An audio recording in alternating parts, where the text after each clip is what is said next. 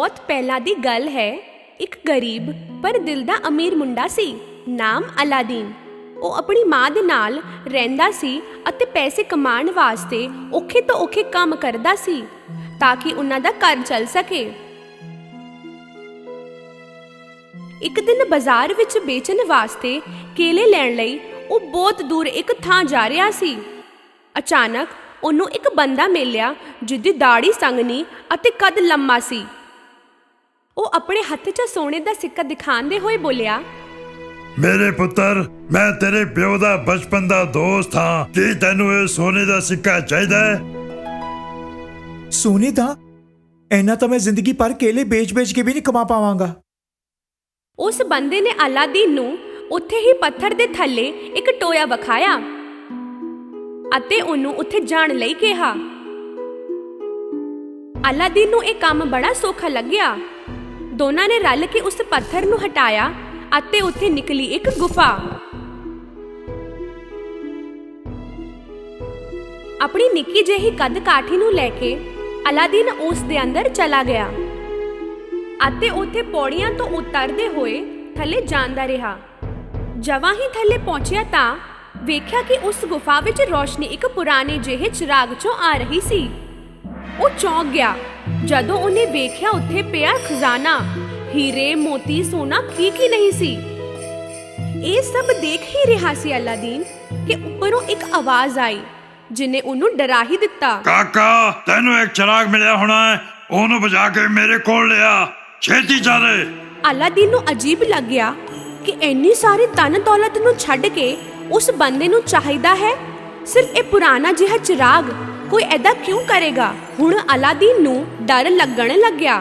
Aladdin ਚਿਰਾਗ ਲੈ ਕੇ ਪੌੜੀਆਂ ਤੇ ਉੱਪਰ ਜਾਣ ਲੱਗਿਆ, ਪਰ ਇੰਨੇ 'ਚ ਉਹ ਬੰਦਾ ਚਿल्ला ਪਿਆ, ਦੇ ਮੈਨੂੰ ਇਹ ਚਿਰਾਗ ਛੇਤੀ ਨਾਲ। ਅਲਾਦੀਨ ਨੂੰ ਉਹਦਾ ਚੱਕਰ ਸਮਝ ਨਹੀਂ ਆ ਰਿਹਾ ਸੀ। ਪਹਿਲਾਂ ਮੈਨੂੰ ਇੱਥੋਂ ਬਾਹਰ ਕੱਢੋ। ਜੇ ਤੂੰ ਮੈਨੂੰ ਇਹ ਚਿਰਾਗ ਨਹੀਂ ਦਿੱਤਾ ਤਾਂ ਮੈਂ ਤੈਨੂੰ ਇਸੇ ਗੁਫਾ ਵਿੱਚ ਬੰਦ ਕਰ ਦਿਆਂਗਾ। ਹੁਣ ਅਲਾਦੀਨ ਨੂੰ ਸਮਝ ਆ ਗਿਆ ਕਿ ਉਹਦੇ ਇਰਾਦੇ ਨੇਕ ਨਹੀਂ।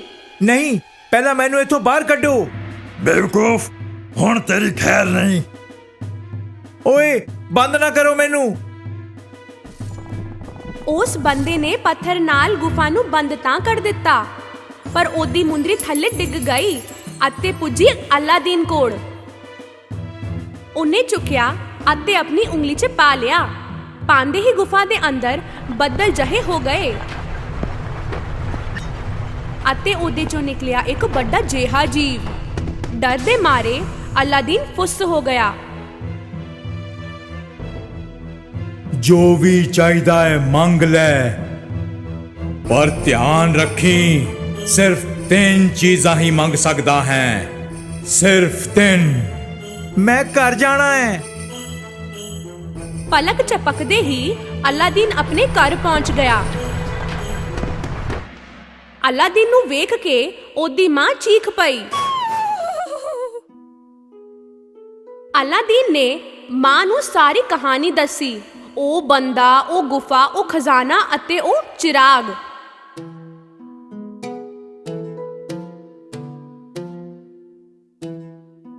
ਅਲਾਦੀਨ ਉਸ ਚਿਰਾਗ ਤੋਂ ਤੁਲ ਝਾੜਨ ਹੀ ਲੱਗਾ ਸੀ ਕਿ ਉਹਦੇ ਚੋਂ ਧੂਆਂ ਨਿਕਲਿਆ ਅਤੇ ਪੂਰੇ ਕਮਰੇ 'ਚ ਭਰ ਗਿਆ ਅਤੇ ਉਹਦੇ ਚੋਂ ਨਿਕਲਿਆ ਜਿਨੀ।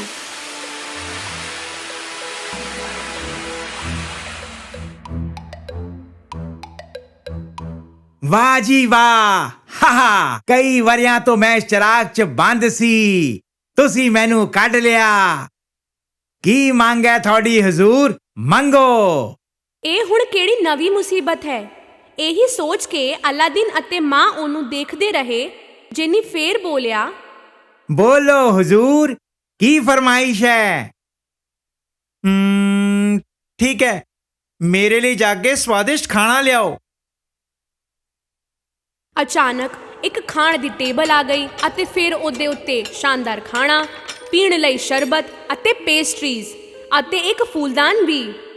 ਉਸ ਦਿਨ ਤੋਂ ਅਲਾਦੀਨ ਅਤੇ ਮਾਂ ਜੋ ਵੀ ਚਾਹੁੰਦੇ ਸੀ ਜਿੰਨੀ ਲਿਆ ਦਿੰਦਾ ਸੀ। ਉਹ ਖੁਸ਼ੀ ਤੇ ਸ਼ੌਕ ਨਾਲ ਰਹਿਣ ਲੱਗ ਪਏ। ਐਦਾਂ ਹੀ ਵਕਤ ਗੁਜ਼ਰਦਾ ਰਿਹਾ।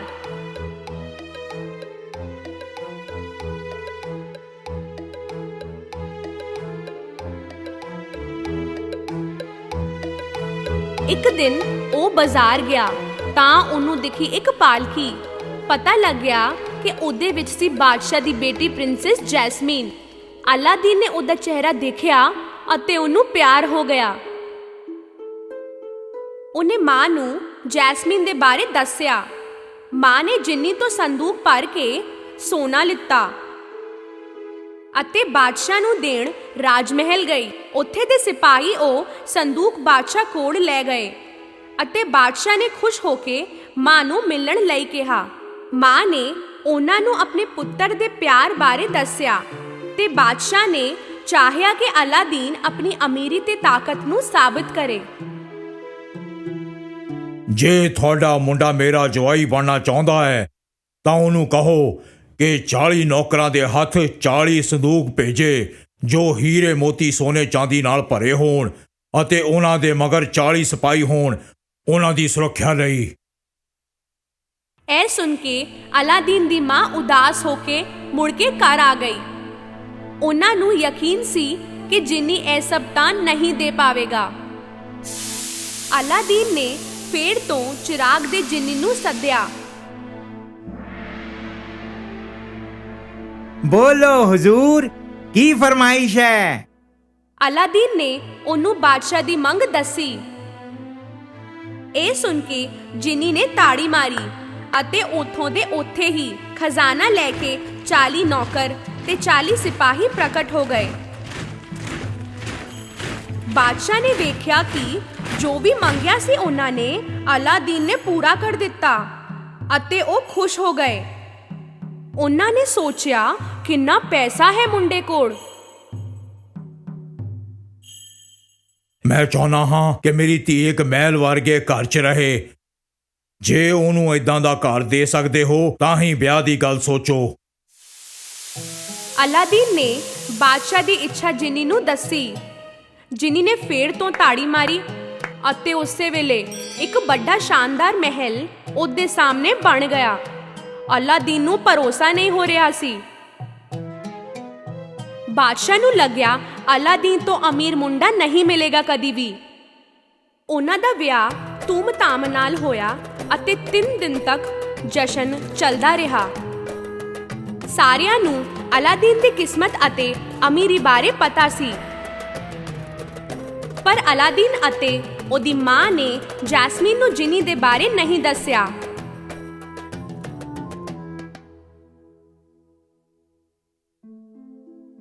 ਇੱਕ ਦਿਨ ਅਲਾਦੀਨ ਦੇ ਮਹਿਲ ਕੋਲ ਇੱਕ ਬੰਦਾ ਆਇਆ। ਪੁਰਾਣੇ ਚਿਰਾਗ ਦੇ ਦਿਓ, ਪੁਰਾਣੇ ਚਿਰਾਗ ਦੇ ਦਿਓ ਅਤੇ ਉਸ ਦੇ ਬਦਲੇ ਵਿੱਚ ਨਵੇਂ ਲੈ ਲਓ। ਪੁਰਾਣੇ ਚਿਰਾਗ ਦੇ ਦਿਓ ਅਤੇ ਨਵੇਂ ਲੈ ਲਓ। ਜੈਸਮੀਨ ਨੇ ਇਹ ਆਵਾਜ਼ ਸੁਣੀ। ਉਹਨੇ ਸੋਚਿਆ ਕਿ ਪੁਰਾਣੇ ਚਿਰਾਗ ਦੇ ਬਦਲੇ ਨਵਾਂ ਚਿਰਾਗ ਮਿਲ ਜਾਏ ਤਾਂ ਅਲਾਦੀਨ ਬਹੁਤ ਖੁਸ਼ ਹੋ ਜਾਵੇਗਾ। ਉਹਨੇ ਖੁਸ਼ੀ ਨਾਲ ਇੱਕ ਨਵਾਂ ਚਿਰਾਗ ਲੈ ਲਿੱਤਾ। ਇਹ ਬੰਦਾ ਕੋਈ ਹੋਰ ਨਹੀਂ ਬਲਕਿ ਉਹ ਸੀ ਜਿਹਨੇ ਸ਼ੁਰੂਆਤ ਵਿੱਚ ਅਲਾਦੀਨ ਨੂੰ ਗੁਫਾ ਵਿੱਚ ਬੰਦ ਕੀਤਾ ਸੀ। ਉਹਨੇ ਚਿਰਾਗ ਮਿਲਦੇ ਹੀ ਜਿੰਨੀ ਨੂੰ ਕਿਹਾ ਕਿ ਮਹਿਲ ਨੂੰ ਜੈਸਮੀਨ ਦੇ ਨਾਲ ਉਥੋਂ ਹਟਾ ਦਿੱਤਾ ਜਾਵੇ। ਅਲਾਦੀਨ ਜਦੋਂ ਉਸ ਸ਼ਾਮ ਮੁੜਿਆ ਉਹਨੂੰ ਆਪਣਾ ਮਹਿਲ ਕਿਤੇ ਨਹੀਂ ਦਿਸਿਆ। ਉਹ ਸਮਝ ਗਿਆ ਕਿ ਕੁਝ ਗੜਬੜ ਹੋਈ ਹੈ। ਉਹ ਆਪਣੇ ਪੁਰਾਣੇ ਘਰ ਵਿੱਚ ਗਿਆ ਅਤੇ ਗੁਫਾ ਵਿੱਚ ਮਿਲੀ ਹੋਈ ਮੁੰਦਰੀ ਲੱਭੀ। ਉਹਨੂੰ ਉਂਗਲੀ ਵਿੱਚ ਪਾਉਂਦੇ ਹੀ ਉਹ ਵੱਡਾ ਜਿਹਾ ਜੀਵ ਫਿਰ ਹਾਜ਼ਰ ਹੋਇਆ। ਜੋ ਵੀ ਚਾਹੀਦਾ ਹੈ ਮੰਗ ਲੈ, ਪਰ ਧਿਆਨ ਰੱਖੀ ਸਿਰਫ 2 ਚੀਜ਼ਾਂ। ਮੈਨੂੰ ਜੈਸਮੀਨ ਦੇ ਕੋਲ ਲੈ ਚਲੋ। ਹੱਥੋਂ ਹੱਥ ਉਹ ਮਹਿਲ ਵਿੱਚ ਪਹੁੰਚ ਗਏ। ਕੋਈ ਉਹਨੂੰ ਵੇਖ ਨਾ ਲਵੇ ਇਸ ਕਰਕੇ ਉਹ ਲੁਕ ਗਿਆ। ਜੈਸਮੀਨ ਉਸੇ ਬੰਦੇ ਦੀ ਸੇਵਾ ਕਰ ਰਹੀ ਸੀ ਅਤੇ ਉਹ ਚਿਰਾਗ ਵੀ ਉਹਦੇ ਹੀ ਕੋਲ ਸੀ।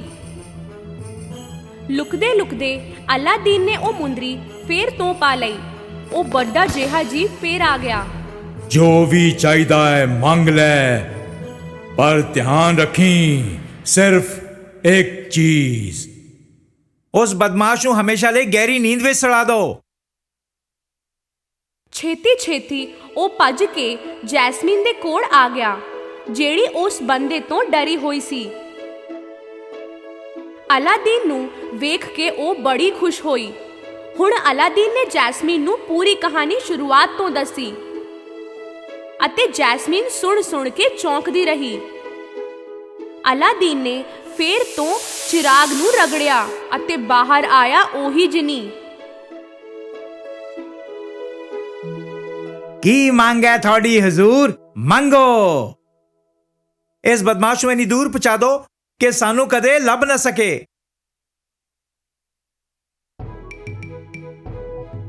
ਅਤੇ ਉਹ ਬੰਦਾ ਅਚਾਨਕ ਗਾਇਬ ਹੋ ਗਿਆ। ਅਲਾਦੀਨ ਨੇ ਜਿਨੀ ਨੂੰ ਉਸ ਮਹਿਲ ਨੂੰ ਆਪਣੀ ਥਾਂ ਤੇ ਪਹੁੰਚਾਉਣ ਲਈ ਕਿਹਾ। ਮਹਿਲ ਅਸਮਾਨ 'ਚ ਉੜਦਾ ਹੋਇਆ ਆਪਣੀ ਪੁਰਾਣੀ ਥਾਂ ਤੇ ਪਹੁੰਚਿਆ ਅਤੇ ਉੱਥੇ ਪਹੁੰਚ ਕੇ ਅਲਾਦੀਨ ਆਪਣੀ ਮਾਂ ਦੇ ਕੋਲ ਸੀ ਇੱਕ ਵਾਰੀ ਫੇਰ। ਅਲਾਦੀਨ, ਉਹਦੀ ਮਾਂ ਅਤੇ ਜੈਸਮੀਨ ਨਾਲ ਰਹੇ, ਹਮੇਸ਼ਾ ਖੁਸ਼ੀ-ਖੁਸ਼ੀ।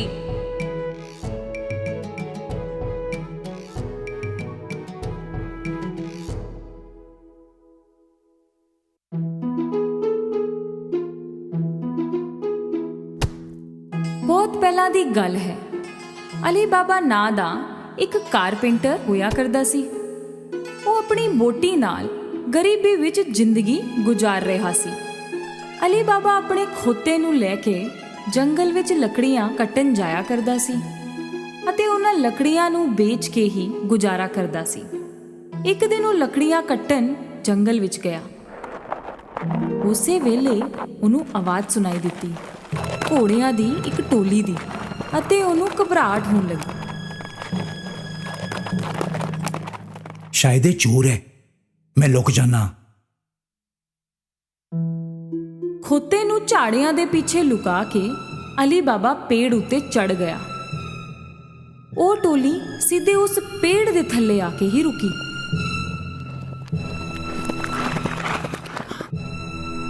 ਅਲੀ ਬਾਬਾ ਨੇ ਗਿਣਤੀ ਕੀਤੀ, ਉਹ ਪੂਰੇ 40 ਸੀ। ਉਹਨਾਂ ਲੋਕਾਂ ਨੇ ਕੁਝ ਭਾਰੀ ਸਮਾਨ ਆਪਣੇ ਘੋੜਿਆਂ ਤੋਂ ਲਾਇਆ। ਅਲੀ ਬਾਬਾ ਨੂੰ ਸਮਝ ਆ ਗਿਆ ਕਿ ਉਹ ਚੋਰ ਨੇ।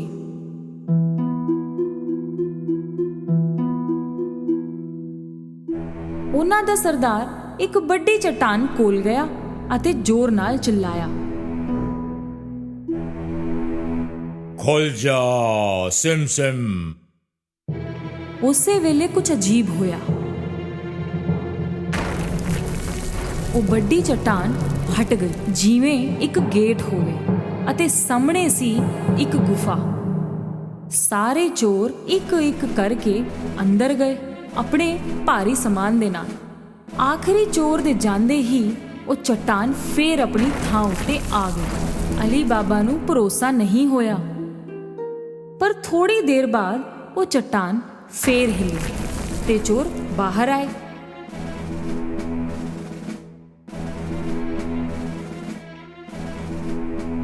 ਉਹਨਾਂ ਦਾ ਸਰਦਾਰ ਜ਼ੋਰ ਨਾਲ ਚਿল্ਲਾਇਆ, ਬੰਦ ਹੋ ਜਾ ਸਿਮ ਸਿਮ। ਉਸ ਚਟਾਨ ਨੇ ਫੇਰ ਤੋਂ ਰਸਤਾ ਬੰਦ ਕਰ ਦਿੱਤਾ ਅਤੇ ਉਹ ਟੋਲੀ ਘੋੜਿਆਂ ਤੇ ਸਵਾਰ ਹੋ ਕੇ ਚਲੀ ਗਈ। ਅਲੀ ਬਾਬਾ ਪੇੜ ਤੋਂ ਥੱਲੇ ਉਤਰਿਆ ਅਤੇ ਸਿੱਧਾ ਚਟਾਨ ਵੱਲ ਗਿਆ। ਉਹਨੇ ਉਹੀ ਸ਼ਬਦ ਕਹੇ, ਖੁੱਲ ਜਾ ਸਿਮ ਸਿਮ। ਉਹ ਚਟਾਨ ਗੜਗੜਾਹਟ ਦੀ ਆਵਾਜ਼ ਨਾਲ ਫੇਰ ਤੋਂ ਹਟ ਗਈ। ਅਲੀ ਬਾਬਾ ਅੰਦਰ ਗਿਆ। ਅੰਦਰ ਜੋ ਸੀ ਉਹ ਵੇਖ ਕੇ ਉਹਦਾ ਸਿਰ ਘੁੰਮ ਗਿਆ। ਸੋਨੇ ਦੇ ਸਿੱਕੇ, ਹੀਰੇ, ਖਜ਼ਾਨੇ ਇੱਧਰ ਉੱਧਰ ਹੀ ਬਿਖਰੇ ਹੋਏ ਪਏ ਸੀ।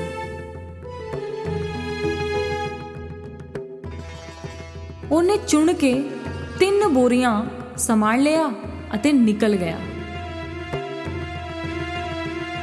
ਬਾਹਰ ਉਹਨੇ ਫੇਰ ਤੋਂ ਉਹ ਬੋਲਿਆ ਜੋ ਸਰਦਾਰ ਨੇ ਬੋਲਿਆ ਸੀ, ਬੰਦ ਹੋ ਜਾ ਸਿਮ ਸਿਮ। ਉਹਨੇ ਸਾਰਾ ਸਮਾਨ ਆਪਣੇ ਖੋਤੇ ਉੱਤੇ ਰੱਖਿਆ ਅਤੇ ਘਰ ਵੱਲ ਤੁਰ ਪਿਆ। ਘਰ ਪਹੁੰਚ ਕੇ ਉਹਨੇ ਉਹ ਸਮਾਨ ਆਪਣੀ ਵਹੁਟੀ ਨੂੰ ਵਿਖਾਇਆ। ਉਹਨੂੰ ਵੀ ਸਮਝ ਨਹੀਂ ਆਇਆ ਕਿ ਅਲੀ ਬਾਬਾ ਇਹ ਸਭ ਲਿਆਇਆ ਕਿੱਥੋਂ। ਇੰਨਾ ਸੋਨਾ ਕਿੱਥੋਂ ਮਿਲਿਆ? ਅਲੀ ਬਾਬਾ ਨੇ ਉਹਨੂੰ ਸਾਰੀ ਕਹਾਣੀ ਦੱਸੀ। ਉਹ ਸੁਣ ਕੇ ਬੜੀ ਖੁਸ਼ ਹੋਈ ਅਤੇ ਸਮਾਨ ਕੱਢਣ ਲੱਗੀ। ਚਲੋ ਗਿਣਦੇ ਹਾਂ, ਸਾਡੇ ਕੋਲ ਕਿੰਨੇ ਸਿੱਕੇ ਨੇ। ਨਹੀਂ, ਇੱਕ ਟੋਆ ਪੱਟ ਕੇ ਉਹਦੇ ਅੰਦਰ ਲੁਕਾ ਦਿੰਨੇ ਹਾਂ। ਫੇਰ ਤੁਸੀਂ ਦੱਬਣ ਵਾਸਤੇ ਥਾਂ ਬਣਾਓ ਅਤੇ ਮੈਂ ਤੁਹਾਡੇ ਭਰਾ ਕਾਸਿਮ ਕੋਲੋਂ ਭਾਂਡਾ ਲੈ ਕੇ ਆਂਦੀ ਹਾਂ। ਅਲੀ ਬਾਬਾ ਦਾ ਭਰਾ ਬੜਾ ਅਮੀਰ ਸੀ ਪਰ ਲਾਲਚੀ ਵੀ ਸੀ। ਉਹ ਕਦੀ ਅਲੀ ਬਾਬਾ ਦੀ ਮਦਦ ਨਹੀਂ ਕਰਦਾ ਸੀ। ਇਸ ਕਰਕੇ ਅਲੀ ਬਾਬਾ ਨੇ ਕਿਹਾ, ਸਿੱਕਿਆਂ ਦੇ ਬਾਰੇ ਕਿਸੇ ਨੂੰ ਕੁਝ ਨਹੀਂ ਕਹਿਣਾ, ਕਿਸੇ ਨੂੰ ਵੀ ਨਹੀਂ। ਉਹਦੀ ਬੋਟੀ ਕਾਸਿਮ ਤੋਂ ਨਾਪਣ ਵਾਸਤੇ ਭਾਂਡਾ ਮੰਗਣ ਪਹੁੰਚੀ। ਕਾਸਿਮ ਨੂੰ ਦਾਲ ਵਿੱਚ ਕੁਝ ਕਾਲਾ ਲੱਗਿਆ ਤੇ ਉਹਨੇ ਪੁੱਛਿਆ, ਤੈਨੂੰ ਕਿਉਂ ਚਾਹੀਦਾ ਹੈ? ਕੀ ਨਾਪੇਂਗੀ ਉਸ ਵਿੱਚ? ਅਲੀ ਬਾਬਾ ਦੀ ਬੋਟੀ ਨੇ ਕੁਝ ਝੂਠ-ਮੂਠ ਜਿਹਾ ਕਹਿ ਦਿੱਤਾ। ਕਾਸਿਮ ਨੂੰ ਉਹਦੇ ਉੱਤੇ ਭਰੋਸਾ ਨਹੀਂ ਹੋਇਆ। ਉਹਨੇ ਚੁੱਪਕੇ ਜਿਹੇ ਭਾਂਡੇ ਥੱਲੇ ਸ਼ਹਿਦ ਲਾ ਕੇ ਦੇ ਦਿੱਤਾ। ਉਸੇ ਭਾਂਡੇ ਵਿੱਚ ਸੋਨੇ ਦੇ ਸਿੱਕੇ ਨਾਪਣ ਲੱਗੇ ਦੋਨੋਂ ਅਤੇ ਫੇਰ ਸਾਰੇ ਸਿੱਕੇ ਦੱਬ ਦਿੱਤੇ।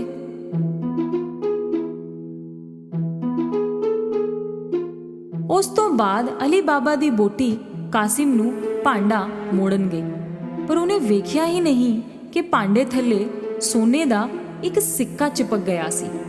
ਇਹ ਬਹੁਤ ਵੱਡੀ ਗਲਤੀ ਕੀਤੀ ਸੀ ਉਹਨੇ। ਕਾਸਿਮ ਨੂੰ ਭਾਂਡਾ ਮਿਲਦੇ ਹੀ ਉਹਨੇ ਉਹਦੇ ਥੱਲੇ ਵੇਖਿਆ। ਸੋਨੇ ਦਾ ਸਿੱਕਾ ਵੇਖ ਕੇ ਉਹ ਹੱਕਾ ਬੱਕਾ ਰਹਿ ਗਿਆ। ਕਿੱਥੋਂ ਮਿਲਿਆ ਹੋਣਾ ਅਲੀ ਬਾਬਾ ਨੂੰ ਉਹ ਸੋਨਾ? ਕਾਸਿਮ ਦੀ ਨੀਂਦ ਉੜ ਗਈ।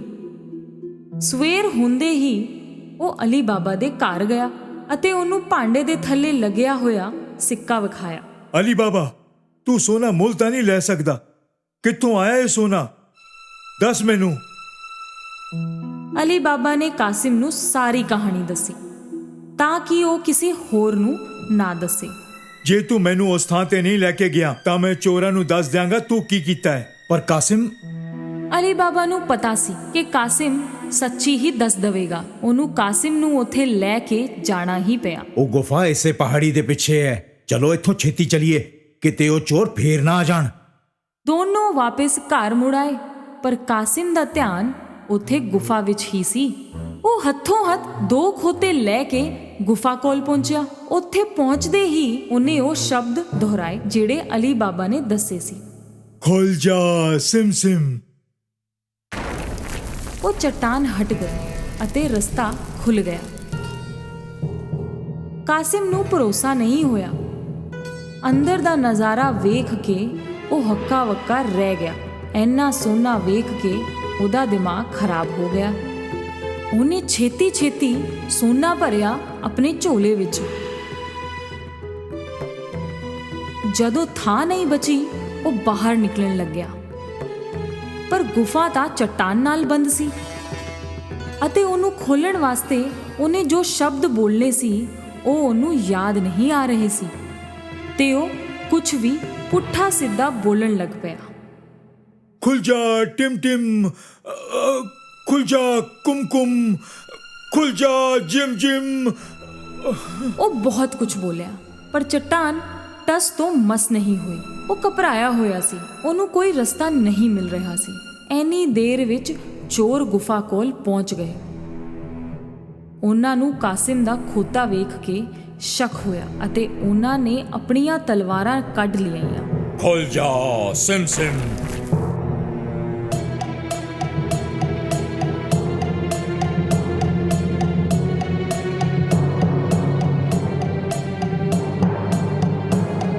ਰਸਤਾ ਖੁੱਲਦੇ ਹੀ ਚੋਰਾਂ ਨੇ ਕਾਸਿਮ ਨੂੰ ਫੜ ਲਿਆ ਅਤੇ ਉਹਨੂੰ ਸਜ਼ਾ ਦਿੱਤੀ। ਤਾਂ ਇਹ ਚੋਰ ਸਾਡੀ ਚੋਰੀ ਕਰ ਰਿਹਾ ਸੀ। ਦੇਰ ਰਾਤ ਹੋਣ ਤੋਂ ਬਾਅਦ ਵੀ ਜਦੋਂ ਕਾਸਿਮ ਘਰ ਨਹੀਂ ਮੁੜਿਆ ਤਾਂ ਉਹਦੀ ਬੋਟੀ ਨੂੰ ਫਿਕਰ ਹੋਣ ਲੱਗੀ। ਉਹਨੇ ਅਲੀ ਬਾਬਾ ਕੋਲੋਂ ਮਦਦ ਮੰਗੀ। ਅਲੀ ਬਾਬਾ ਨੂੰ ਵੀ ਕਾਸਿਮ ਦੀ ਫਿਕਰ ਸੀ। ਉਹ ਗੁਫਾ ਕੋਲ ਪਹੁੰਚਿਆ ਤਾਂ ਉਹਨੂੰ ਕਾਸਿਮ ਦੇ ਖੋਤੇ ਦਿਸੇ। ਤਾਂ ਉਹ ਸਮਝ ਗਿਆ ਕਿ ਕਾਸਿਮ ਨੂੰ ਚੋਰਾਂ ਨੇ ਮਾਰ ਦਿੱਤਾ ਹੋਵੇਗਾ। ਉਹਨੇ ਆਪਣੀ ਬੋਟੀ ਨੂੰ ਸਭ ਕੁਝ ਦੱਸਿਆ। ਉਹਨਾਂ ਨੇ ਫੈਸਲਾ ਕੀਤਾ ਕਿ ਉਹ ਇਹ ਗੱਲ ਕਿਸੇ ਨੂੰ ਨਹੀਂ ਦੱਸਣਗੇ। ਕੁਝ ਦਿਨਾਂ ਬਾਅਦ ਅਲੀ ਬਾਬਾ ਅਤੇ ਉਹਦੀ ਬੋਟੀ ਕਾਸਿਮ ਦੇ ਘਰ ਵਿੱਚ ਰਹਿਣ ਲੱਗੇ। ਉਹਨਾਂ ਨੇ ਉਹਦਾ ਕੰਮਕਾਜ ਸੰਭ ਲਿਆ ਅਤੇ ਬੜੀ ਤਰੱਕੀ ਕੀਤੀ। ਉਹ ਬਹੁਤ ਅਮੀਰ ਹੋ ਗਏ। ਕੁਝ ਦਿਨਾਂ ਬਾਅਦ ਚੋਰਾਂ ਦੇ ਸਰਦਾਰ ਨੂੰ ਸਮਝ ਆਇਆ ਕਿ ਗੁਫਾ ਵਿੱਚੋਂ ਦਿਨ ਬ ਦਿਨ ਸੋਨਾ ਘੱਟ ਹੁੰਦਾ ਜਾ ਰਿਹਾ ਸੀ ਤੇ ਉਹਨੇ ਇੱਕ ਚੋਰ ਨੂੰ ਧਿਆਨ ਰੱਖਣ ਵਾਸਤੇ ਕਿਹਾ। ਸ਼ਹਿਰ 'ਚ ਜਾਓ ਤੇ ਵੇਖੋ ਕੀ ਕੋਈ ਏਦਾਂ ਦਾ ਹੈ ਜੋ ਨਵਾਂ ਅਮੀਰ ਬਣਿਆ ਹੋਵੇ ਤੇ ਬਹੁਤ ਜ਼ਿਆਦਾ ਖਰਚਾ ਕਰ ਰਿਹਾ ਹੋਵੇ। ਉਸ ਚੋਰ ਦੀ ਨਜ਼ਰ ਪਈ ਅਲੀ ਬਾਬਾ ਉੱਤੇ, ਜਿਹੜਾ ਸੋਨੇ ਦੇ ਸਿੱਕੇ ਲੈ ਕੇ ਬਾਜ਼ਾਰ ਵਿੱਚ ਘੁੰਮ ਰਿਹਾ ਸੀ। ਉਹਨੇ ਅਲੀ ਬਾਬਾ ਦਾ ਪਿੱਛਾ ਕੀਤਾ।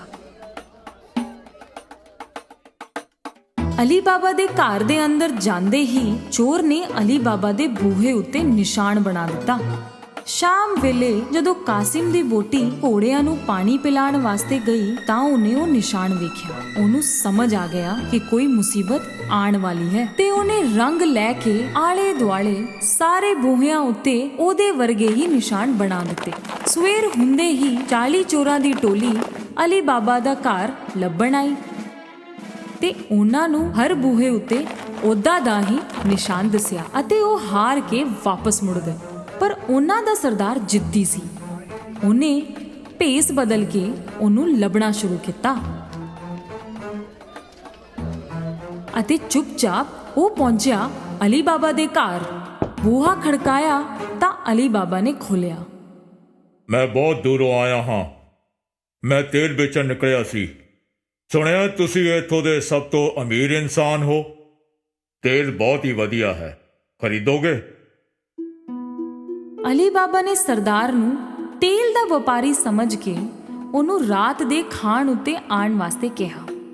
ਤੇਲ ਦੀਆਂ 40 ਬਰਨੀਆਂ ਲੈ ਕੇ ਉਹ ਅਲੀ ਬਾਬਾ ਦੇ ਘਰ ਪਹੁੰਚਿਆ। ਅਲੀ ਬਾਬਾ ਨੇ ਉਹਦੀ ਬਹੁਤ ਖਾਤਰਦਾਰੀ ਕੀਤੀ। ਰਾਤ ਨੂੰ ਉੱਥੇ ਹੀ ਰੁਕਣ ਦੀ ਸਲਾਹ ਦੇਣ ਤੇ ਸਰਦਾਰ ਨੇ ਖੁਸ਼ੀ-ਖੁਸ਼ੀ ਹਾਂ ਕਰ ਦਿੱਤੀ। ਜਦੋਂ ਉਹ ਦੋਨੋਂ ਖਾਣਾ ਖਾ ਰਹੇ ਸੀ, ਕਾਸਿਮ ਦੀ ਬੋਟੀ ਤੇਲ ਦੀਆਂ ਬਰਨੀਆਂ ਵੇਖਣ ਗਈ। ਉਹਨੂੰ ਕੁਝ ਆਵਾਜ਼ ਸੁਣਾਈ ਦਿੱਤੀ। ਅਸੀਂ ਬਾਹਰ ਨਿਕਲੀਏ? ਨਹੀਂ ਥੋੜੀ ਦੇਰ ਹੋਰ। ਤਾਂ ਉਹਨੂੰ ਇਹ ਸਮਝ ਆ ਗਿਆ ਬਰਨੀਆਂ ਵਿੱਚ ਤੇਲ ਨਹੀਂ ਹੈ ਬਲਕਿ ਚੋਰ ਲੁਕੇ ਨੇ ਅਤੇ ਉਹ ਇੱਥੇ ਕਿਉਂ ਆਏ ਨੇ। ਉਹ ਰਸੋਈ ਵਿੱਚ ਗਈ ਅਤੇ ਬਹੁਤ ਸਾਰਾ ਤੇਲ ਗਰਮ ਕੀਤਾ ਅਤੇ ਹਰ ਇੱਕ ਬਰਨੀ ਵਿੱਚ ਗਰਮ ਤੇਲ ਪਾ ਦਿੱਤਾ। ਅੰਦਰ ਬੈਠੇ ਚੋਰਾਂ ਦੀ ਹਾਲਤ ਖਰਾਬ ਹੋ ਗਈ ਅਤੇ ਉਹ ਕੁਝ ਕਰ ਵੀ ਨਹੀਂ ਸਕੇ।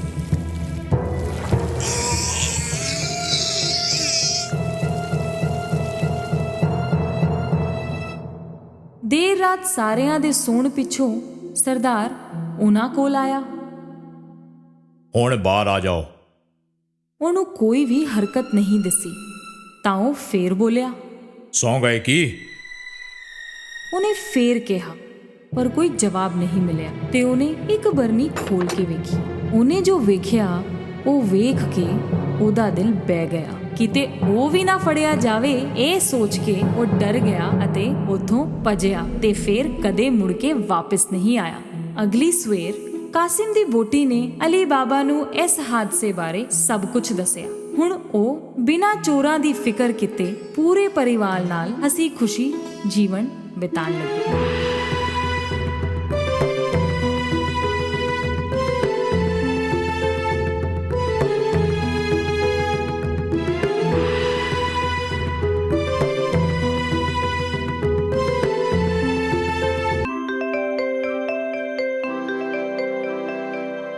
ਇੱਕ ਨਵੇਂ ਸਾਲ ਪੂਰਬ ਦੀ ਸ਼ਾਮ ਤੇ ਲੋਕੀ ਇੱਧਰ ਉੱਧਰ ਘੁੰਮ ਕੇ ਨਵਾਂ ਸਾਲ ਮਨਾਉਣ ਦੀ ਕੋਸ਼ਿਸ਼ ਕਰ ਰਹੇ ਸਨ। ਡਰਾਵਨੇ, ਬੁੱਢੇ, ਅਜੀਬ ਵਿਖਣ ਵਾਲੇ ਮਿਸਟਰ ਸਕਰੂਜ਼ ਆਪਣੇ ਆਫਿਸ ਦੀ ਬਾਰੀ ਤੋਂ ਬਾਹਰ ਵੇਖ ਰਹੇ ਸੀ। ਕੀ ਬਕਵਾਸ ਹੈ, ਇੰਨੀ ਠੰਡ ਵਿੱਚ ਲੋਕ ਘੁੰਮ ਰਹੇ ਨੇ। ਮੈਨੂੰ ਨਵੇਂ ਸਾਲ ਤੋਂ ਨਫ਼ਰਤ ਹੈ। ਮਿਸਟਰ ਸਕਰੂਜ਼ ਆਪਣੀ ਮੇਜ਼ ਤੇ ਬਹਿ ਕੇ ਉਹਨਾਂ ਸਾਰੇ ਲੋਕਾਂ ਦੀ ਲਿਸਟ ਚੈੱਕ ਕਰ ਰਹੇ ਸੀ ਜਿਨ੍ਹਾਂ ਤੋਂ ਉਹਨਾਂ ਨੂੰ ਪੈਸੇ ਮਿਲਦੇ ਸੀ। ਝੱਕਦੇ ਹੋਏ ਉਹਨਾਂ ਦਾ ਸਹਾਇਕ ਉੱਥੇ ਆਇਆ ਤੇ ਉਹਨਾਂ ਨੂੰ ਪੁੱਛਿਆ, ਕੀ ਇਹ ਹੋ ਸਕਦਾ ਹੈ ਕਿ ਮੈਂ ਅੱਜ ਛੇਤੀ ਚਲਾ ਜਾਵਾਂ? ਤੁਹਾਨੂੰ ਤਾਂ ਪਤਾ ਹੀ ਕਿ ਨਵਾਂ ਸਾਲ ਆ ਰਿਹਾ ਹੈ ਤੇ ਮੈਂ ਆਪਣੇ ਪੁੱਤਰ ਵਾਸਤੇ ਤੋਹਫਾ ਲੈਣਾ ਹੈ। ਬਿਲਕੁਲ ਨਹੀਂ ਜਾ ਸਕਦੇ। ਉਪਹਾਰ ਲੈਣਾ ਹੈ। ਜਾਓ ਜਾ ਕੇ ਕੰਮ ਕਰੋ। ਤੇ ਅੱਜ ਆਖਰੀ ਦਿਨ ਹੈ, ਕਿਉਂ? ਤੁਹਾਨੂੰ ਪਹਿਲੇ ਖਰੀਦ ਲੈਣਾ ਚਾਹੀਦਾ ਸੀ। ਬੜੀ ਉਦਾਸੀ ਦੇ ਨਾਲ ਉਹਨਾਂ ਦਾ ਸਹਾਇਕ ਕੰਮ ਤੇ ਵਾਪਸ ਆ ਗਿਆ। ਉਸੇ ਪਲ ਦਰਵਾਜ਼ਾ ਖੜਕਿਆ। ਉਹਨਾਂ ਦੀ ਤਰ੍ਹਾਂ ਅਜੀਬ ਵੇਖਣ ਵਾਲਾ ਕੁੱਤਾ ਦਰਵਾਜ਼ੇ ਤੇ ਭੌਂਕ ਰਿਹਾ ਸੀ। ਮਿਸਟਰ ਸਕਰੂਜ ਦੇ ਸਹਾਇਕ ਨੇ ਦਰਵਾਜ਼ਾ ਖੋਲ੍ਹਿਆ। ਉਹਨਾਂ ਦੇ ਜਵਾਨ ਭਤੀਜੇ ਉਹਨਾਂ ਨੂੰ ਮਿਲਣ ਆਏ ਸੀ। ਉਹਨਾਂ ਨੇ ਉਹਨਾਂ ਨੂੰ ਨਵੇਂ ਸਾਲ ਦੇ ਡਿਨਰ ਦੇ ਲਈ ਬੁਲਾਵਾ ਦਿੱਤਾ, ਪਰ ਮਿਸਟਰ ਸਕਰੂਜ ਨੂੰ ਨਵਾਂ ਸਾਲ ਮਨਾਉਣਾ ਪਸੰਦ ਨਹੀਂ ਸੀ ਅਤੇ ਉਹਨਾਂ ਨੂੰ ਇਹ ਸਭ ਬਕਵਾਸ ਲੱਗਦਾ ਸੀ। ਇਸ ਲਈ ਹਮੇਸ਼ਾ ਦੀ ਤਰ੍ਹਾਂ ਅੱਜ ਵੀ ਉਹਨਾਂ ਨੇ ਮਨਾ ਕਰ ਦਿੱਤਾ। ਉਹਨਾਂ ਦੇ ਭਤੀਜੇ ਦੇ ਚਲੇ ਜਾਣ ਦੇ ਬਾਅਦ ਉਹਨਾਂ ਦਾ ਦਰਵਾਜ਼ਾ ਫਿਰ ਤੋਂ ਖੜਕਿਆ। ਓਹ, ਹੁਣ ਕੀ ਹੈ? ਮੈਨੂੰ ਕੱਲਾ ਛੱਡ ਦੇ, ਮੈਨੂੰ ਕੰਮ ਕਰਨਾ ਹੈ। ਇਸ ਵਾਰ 2 ਲੋਕ ਅੰਦਰ ਆਏ ਤੇ ਉਹਨਾਂ ਨੇ ਪੁੱਛਿਆ ਕਿ ਕੀ ਉਹ ਅਨਾਥਾਂ ਨੂੰ ਕੁਝ ਪੈਸੇ ਦਾਨ ਕਰ ਸਕਦੇ ਨੇ। ਮਿਸਟਰ ਸਕਰੂਜ ਨੇ ਉਹਨਾਂ ਨੂੰ ਪੈਸੇ ਦੇਣ ਤੋਂ ਮਨਾ ਕਰ ਦਿੱਤਾ। ਜਾਓ ਇੱਥੋਂ, ਜਾਓ, ਦੂਜੇ ਦਰਵਾਜ਼ੇ ਤੇ ਜਾਓ। ਮੇਰੇ ਕੋਲ ਸੜਕਾਂ ਤੇ ਸੁੱਟਣ ਦੇ ਲਈ ਪੈਸੇ ਨਹੀਂ ਨੇ। ਨਿਰਾਸ਼ ਹੋ ਕੇ ਉਹ ਲੋਕੀ ਵੀ ਚਲੇ ਗਏ। ਸ਼ਾਮ ਨੂੰ ਮਿਸਟਰ ਸਕਰੂਜ ਘਰ ਚਲੇ ਗਏ। ਉਹਨਾਂ ਨੇ ਪਜਾਮਾ ਪਾਇਆ ਤੇ ਸੋਫੇ ਤੇ ਬਹਿ ਗਏ ਤੇ ਉਸੇ ਪਲ ਕੁਝ ਅਜੀਬ ਜਿਹੀਆਂ ਚੀਜ਼ਾਂ ਹੋਣ ਲੱਗੀਆਂ। ਬੂਹੇ ਬਾਰੀਆਂ ਆਪਣੇ ਆਪ ਖੁੱਲਣ ਬੰਦ ਹੋਣ ਲੱਗੇ। ਦਰਵਾਜ਼ੇ ਤੋਂ ਡਰਾਵਨੀ ਆਵਾਜ਼ਾਂ ਆਉਣ ਲੱਗੀਆਂ। ਚਾਰੋਂ ਪਾਸੇ ਅਜੀਬ ਆਵਾਜ਼ਾਂ ਘੁੰਮਣ ਲੱਗੀਆਂ।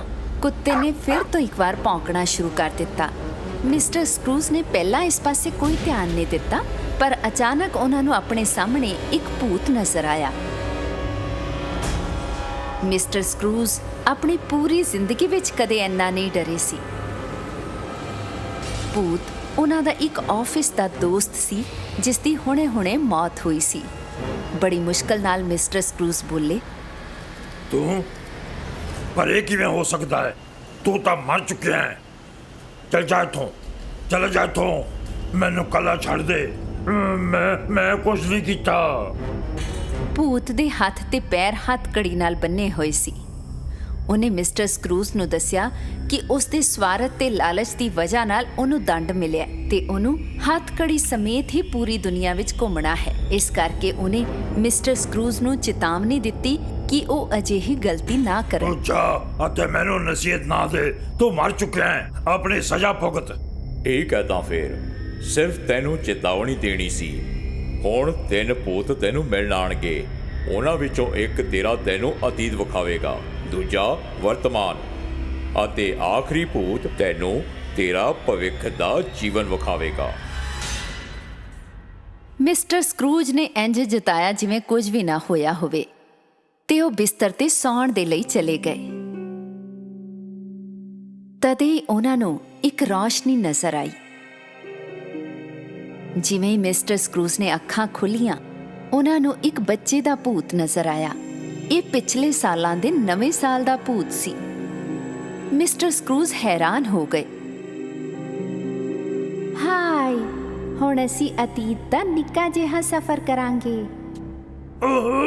ਇਹ ਕੀ ਹੋ ਰਿਹਾ ਹੈ? ਕੋਈ ਮੇਰੀ ਮਦਦ ਕਰੋ।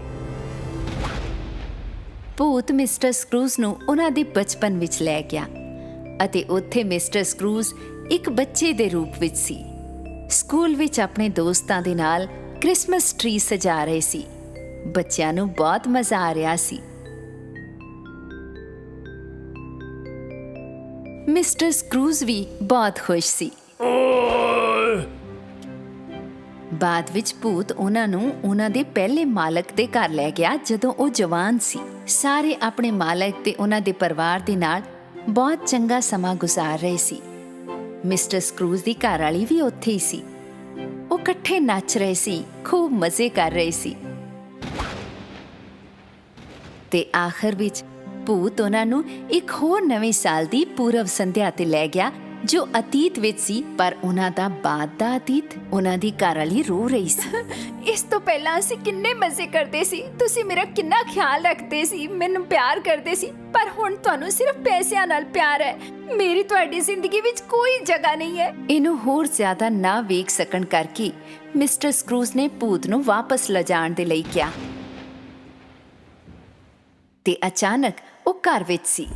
ਇਸ ਵਾਰ ਇੱਕ ਵੱਡੇ ਹਰੇ ਰੰਗ ਦਾ ਭੂਤ ਉਹਨਾਂ ਦੇ ਸਾਹਮਣੇ ਪ੍ਰਗਟ ਹੋਇਆ।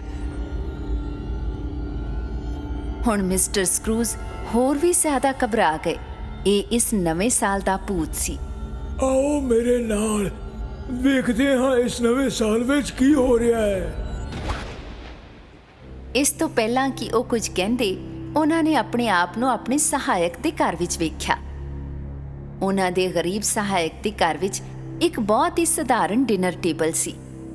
ਮਿਸਟਰ ਸਕਰੂਜ ਨੂੰ ਲੱਗਿਆ ਕਿ ਪਰਿਵਾਰ ਵਿੱਚ ਹਰ ਕੋਈ ਉਹਨਾਂ ਤੋਂ ਨਫ਼ਰਤ ਕਰਦਾ ਹੈ, ਪਰ ਉਹਨਾਂ ਨੇ ਵੇਖਿਆ ਕਿ ਅਜਿਹੀ ਕੋਈ ਗੱਲ ਨਹੀਂ ਹੈ।